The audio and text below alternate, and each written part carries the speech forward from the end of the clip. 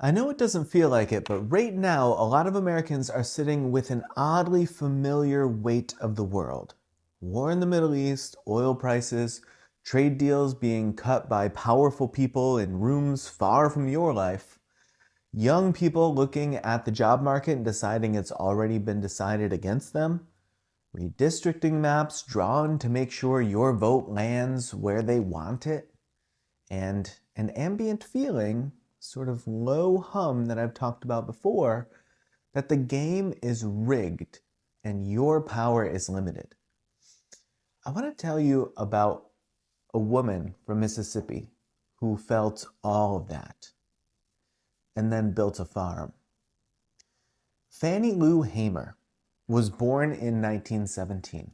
She was the 20th child of sharecroppers in the Mississippi Delta. She started picking cotton at 6 and left school at 12 to work full-time. She spent decades on a plantation where she could read and write, and that skill made her the timekeeper. In 1961, a white doctor sterilized her without her consent during surgery. She found out later. In 1962, she tried to register to vote, and her employer fired her for that. And she was shot at. And in 1963, while returning from a voter registration workshop, she was arrested and beaten in a Mississippi jail.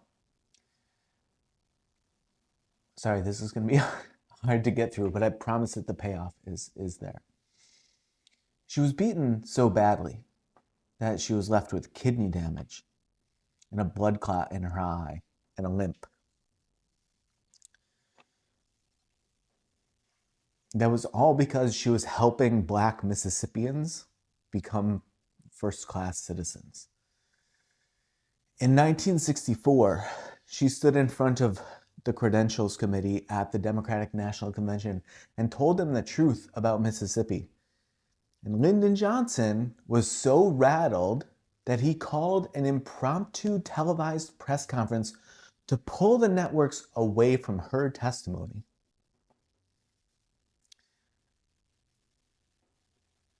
She did all that, and institutions failed her at every turn. So here's the thing about Fannie Lou Hamer that people don't hear often enough. After years of fighting, after the violence and the betrayal and the political deals that traded her community's rights for party peace, she turned to the soil. In 1969, Fannie founded the Freedom Farm Cooperative with a $10,000 donation from a charitable organization in Wisconsin. She purchased 40 acres of prime Delta land in Sunflower County. It's the same county where her people had been sharecroppers at the mercy of white landowners for generations. Her logic was direct.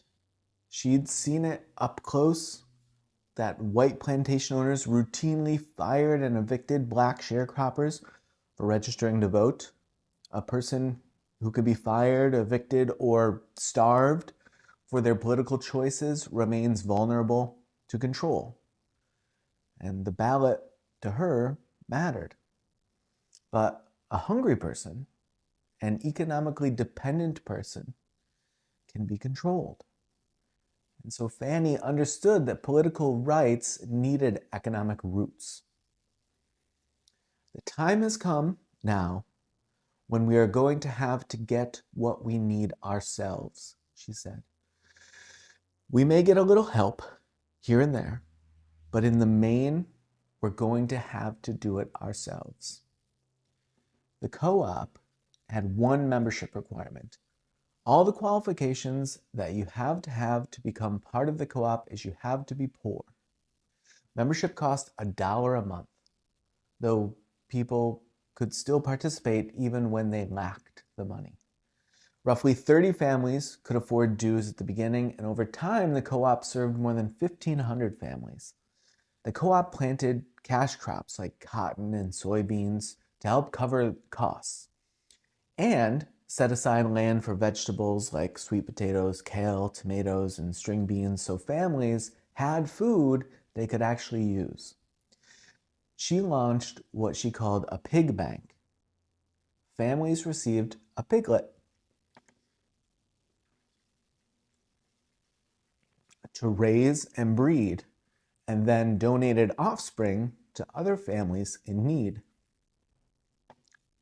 So this was like a rotating, self-sustaining source of protein for people who needed a reliable source of meat.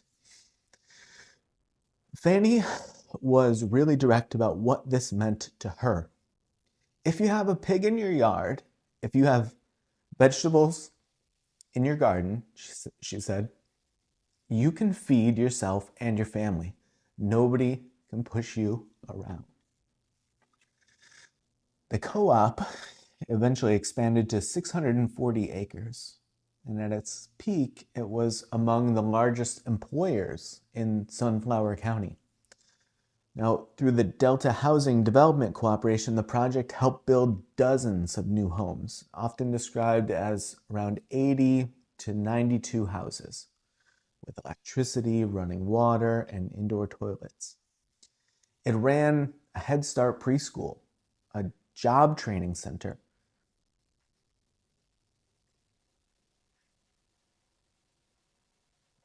a community center where members could learn their civil rights. It fed people of all races. She built all of that through fundraising and organizing and just relentless work. And she held it together through her own failing health until the project finally gave way and folded in 1976. And Fannie died the following year. I think she was only 59 years old.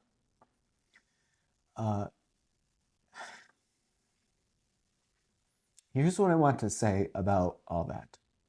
The Freedom Farm gave people practical power in a place built to deny it. It gave families food, support, housing, work, and a little more room to breathe under all of the pressure. What it did was very focused. It was very precise.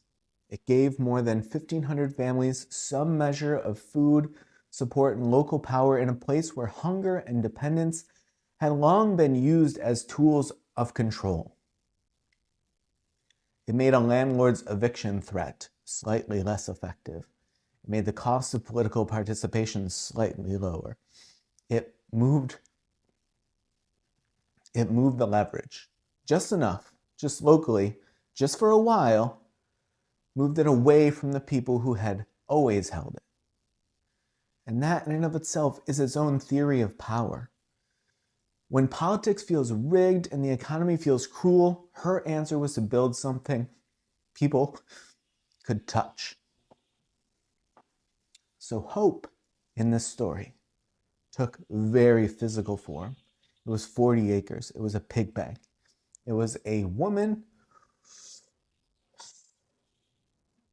It was a woman who had every reason to give up, deciding that poor people deserved power they could hold in their hands.